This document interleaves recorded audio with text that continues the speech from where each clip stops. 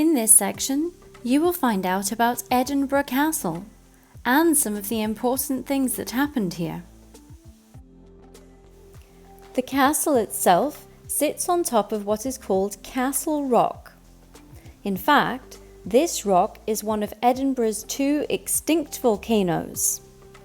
Archaeologists have found evidence of human activity here as far back as 3,000 years ago, and an ancient fort used to stand here. The castle that we can see today has a lot of history too. The first king of both Scotland and England was born here. And the castle has seen some battles. During the Wars of Independence in the late 13th and early 14th century, the castle was taken over by the English and reclaimed by the Scots more than once. The oldest part of the castle is St. Mary's Chapel, which was built by King David in 1130. He dedicated it to his mother Margaret, and it was one of the most sacred places in all of Scotland. Another important part of the castle is David's Tower, which was built in the late 14th century. It was destroyed in a battle in 1573, but the bottom parts can still be seen.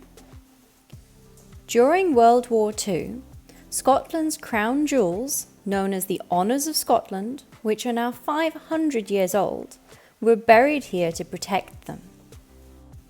The crown was buried under a medieval toilet, while the sceptre, which is like a long wand-like stick used by kings and queens, and sword were hidden in a hole in the wall.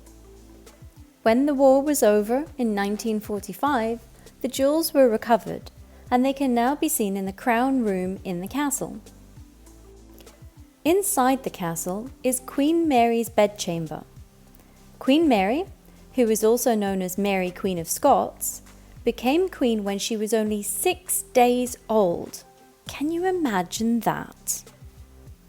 She was sent to France when she was 5 years old and spent most of her childhood there.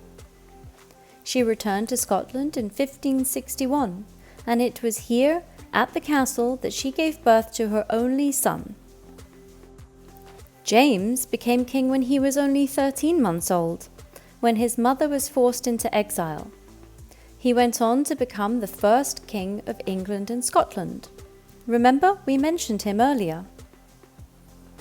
He was known as King James VI and I, as he was the 6th James to be King of Scotland, but the 1st James to be King of England.